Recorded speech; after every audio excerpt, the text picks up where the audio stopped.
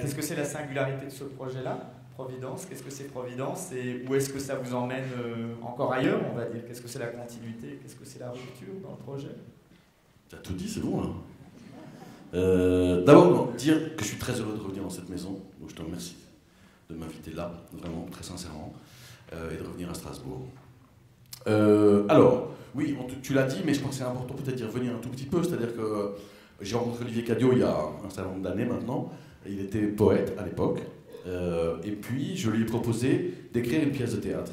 Donc je lui ai passé commande d'une pièce, il a écrit cette pièce qui s'appelait Les Sœurs et Frères. Ça s'est formidablement bien passé, mais après il m'a dit, écoute, voilà, je ne me vis pas comme un dramaturge, je n'ai pas envie de continuer à écrire des pièces de théâtre, on va passer par le livre. Il m'a proposé un deal, finalement, une méthodologie différente. Il avait envie de continuer à faire du théâtre, mais il m'a proposé de passer par le livre d'abord. Et donc ça a commencé avec le Colonel des Zouaves comme ça. Et donc, à partir de cette expérience, alors c'était amusant parce qu'il a d'abord écrit le livre qui est paru chez Paul, son éditeur depuis toujours. Et ensuite, je lui ai dit, bon, bah, maintenant que tu as fait ton livre, tu vas faire une adaptation pour le théâtre.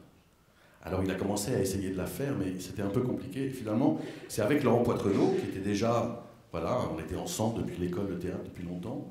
Et Laurent m'a dit, écoute, laisse tomber, on va le faire tous les deux. Et il y a eu un moment merveilleux, que je raconte toujours parce que c'est important, qui est qu'Olivier Cadiot, qui à l'époque avait fait beaucoup de cutters, vous voyez, il faisait des poèmes, mais c'est des collages, donc il avait des tables de travail avec des cutters, des petits scotch repositionnables comme ça, beaucoup de matériel, de papeterie. Et il nous a dit, voilà mes clés. Et en fait, on s'est enfermé avec Laurent Poitrenaud dans l'atelier de Cadiot. Et à notre tour, on a fait un cut-up de son livre.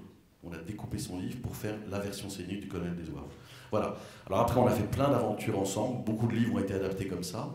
Évidemment, les deux moments charnières, ça a été Le Colonel le premier, et puis plus récemment, Un mage en été aussi. Et d'ailleurs, j'en profite pour remercier Jean-Michel de nous avoir accueillis au Théâtre du Rond-Point, puisqu'on a repris le spectacle dans son beau théâtre à Paris. Voilà. Et puis entre-temps, on a rencontré Clotilde. Et ça a été une rencontre très importante pour moi. Je la connaissais depuis longtemps, depuis qu'elle était jeune actrice sortie du conservatoire. Et puis j'avais envie vraiment de travailler avec elle, et ça a été cette expérience de Lear is in Town et l'adaptation du Roi Lear que nous avons fait, traduite par Olivier Cadiot et Frédéric Boyer. Et ça a été une très belle rencontre, non seulement avec moi, mais avec Laurent Poitrenaud, justement. C'est comme si ces deux acteurs-là s'étaient rencontrés, trouvés. Ils sont d'ailleurs, et c'est important pour ce projet, ils ne se ressemblent pas, mais il y a quelque chose dans leur manière d'être, dans leur silhouette, dans leur façon d'être sur le plateau, dans leur énergie corporelle, dans leur placement, dans leur émotivité, qui fait qu'il y a quelque chose qui se ressemble en eux. Et on a souhaité continuer, et Clotilde m'a dit, j'aimerais bien faire une aventure Cadiot avec vous. Et j'ai dit, ah oui. Et à ce moment-là, on a réuni Olivier Laurent et Clotilde comme ça, et j'ai pensé à Providence, qu'Olivier venait de décrire, et le livre était sorti chez Paul, parce que Providence, je vais vous raconter rapidement comme ça, le livre traverse des identités féminines et opère des transferts entre l'identité masculine et féminine, les âges différents, dans le livre lui-même. Et donc l'idée de ce duo merveilleux de comédiens, hommes et femmes, est venue. Alors rapidement, Providence, c'est un livre un peu particulier parce que c'est un roman, mais en 4 parties, comme 4 récits qui seront brefs, dans la forme qu'on présentera, parce qu'on coupe dans le livre, comme je vous ai expliqué. Alors le premier récit est assez étonnant, puisqu'il s'agit en fait du personnage que Cadiot avait inventé dans ses romans, qui s'appelle Robinson, c'est une sorte de descendant de Robinson Crusoe. Et en fait, il arrive un truc terrible à ce personnage, à cette figure, qui était un personnage de littérature, mais qui est devenu aussi un personnage de théâtre, incarné par Laurent, c'est que son auteur l'abandonne. Et donc, son auteur décide de ne plus faire vivre ce personnage dans ses livres, et donc ne plus donner la possibilité à ce personnage d'exister sur une scène. Et donc Laurent Poitrenaud, qui incarne Robinson, vient voir cet auteur et va lui régler son compte littéralement.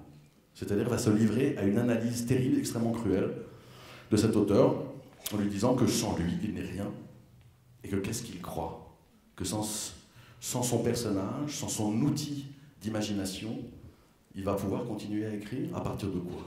De juste de lui-même. Et donc ça, c'est le premier tableau, je dirais, c'est le premier texte. Alors ça va être très intéressant pour nous, parce qu'on va revenir sur nos propres archives, vous voyez ce que je veux dire. Et puis le deuxième texte, c'est ce jeune auteur, finalement, que jouera Clotilde, et qui vit par contre l'expérience du bonheur comme presque un flashback, comme les premières années. Vous voyez la découverte, l'enfance de l'art, découvre la poésie, rencontre John Cage, découvre Michael Jackson, crée son imaginaire, crée sa poétique, ses outils merveilleux. À travers la figure de Cage, d'ailleurs, c'est une certaine idée merveilleuse, bienveillante de la modernité. C'est l'après-guerre, c'est toute l'aventure avec Cunningham, la danse contemporaine, Rauschenberg. Ils partent ensemble comme ça avec leur combi Volkswagen à travers les prés aux États-Unis pour rejoindre Black Mountains, le fameux collège. Donc il y a une idée merveilleuse des débuts de la modernité bienveillante et heureuse, offerte, partageable. Toute l'œuvre de Cage, c'est ça, c'est le partage, c'est la participation de chacun, c'est faire de l'art avec rien, avec juste ensemble, un bout de chose, un bout de truc, de la musique.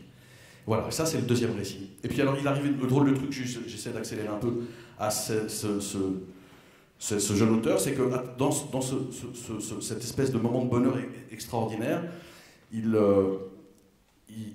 se retrouve sur une place en Allemagne, à Brême, en 1982, et il éprouve ce bonheur intense en observant une très vieille dame assise sur une chaise, et tout d'un coup il devient cette vieille dame.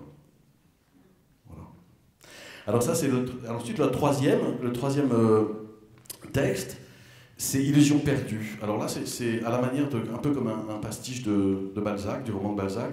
Une jeune auteure quitte Angoulême et l'imprimerie familiale et monte à la capitale pour devenir artiste. Sauf qu'il va lui arriver un certain nombre de péripéties. Elle va tomber chez des collectionneuses d'art atroces, qui serait un mélange bizarre entre Bernard Arnault et les Bettencourt. Enfin, on ne sait pas très bien. Enfin, on est vraiment dans une sorte d'univers extrêmement marchand de l'art et ultra cynique. Et il se trouve, pour aller vite, que ces collectionneuses, en fait, ont une pièce maîtresse dans leur collection, et cette pièce maîtresse, c'est William Burroughs créolisé, reconstitué en installation d'art contemporain. Et donc, cette illusion perdue. Et ça, c'est intéressant pour nous, parce que donc, cette jeune artiste va rencontrer, finalement, l'autre versant de la modernité, un versant beaucoup plus noir, beaucoup plus sombre, beaucoup plus diabolique, presque. William Burroughs, c'était quand même un type assez hallucinant, un talent fou, un merveilleux poète. On en parle en ce moment parce qu'il y a une grande exposition sur la Beat Generation qui commence à Beaubourg, à Paris.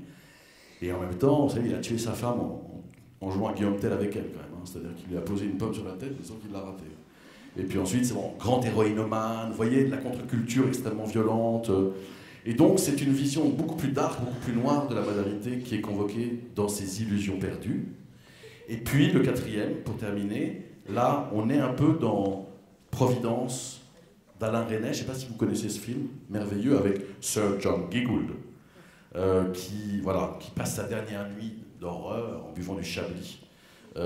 Et là, c'est donc du coup un vieil artiste dans la fin de sa vie qui nous raconte un peu tous ses échecs, toutes ses tentatives, qui ne sait plus très bien où il en est, qui se retrouve dans un hospice pour vieil artiste, on ne sait pas très bien où. Voilà, avec Marguerite Duras et d'autres gens, il y a des dîners bizarres, enfin. Et voilà, et petit à petit, les choses s'estompent comme ça, et puis on ne sait pas encore très bien comment ça va se terminer. Mais voilà en gros le projet. Alors, c'est un théâtre particulier qu'on fait avec tout ça, qui repose énormément sur le jeu des comédiens. Ça va être un travail aussi, voilà, sur l'incarnation, sur la question, alors, sur la porosité des choses aussi. Je vais pas parler de ça. Non, j'avais parlé de Falk Richter, voilà. Et de cette nouvelle veine de théâtre finalement, qui questionne la question du personnage, de l'auteur, de la porosité, qui est qui. Quand Stan il joue une pièce de Falk Richter, c'est pas un personnage, c'est Stan, mais c'est quand même un personnage. Et puis Falk Richter, l'auteur, il rentre dedans quand même. Et puis il n'y a plus de fiction vraiment, il n'y a plus vraiment de personnage, mais il y a quand même de l'imagination. Alors voilà, c'est toutes ces questions-là qui taraudent notre art en ce moment, qu'on va revisiter avec voilà, il y aura tout un rapport musical, en tout cas à des grandes figures de la musique contemporaine, un travail sur le corps aussi, probablement une conduite de la chorégraphie contemporaine également dedans, enfin plein de choses. Voilà. Nous commençons les répétitions lundi, donc je vous en dirai plus quand on verra le spectacle ensemble. Voilà. Merci. Merci à toi.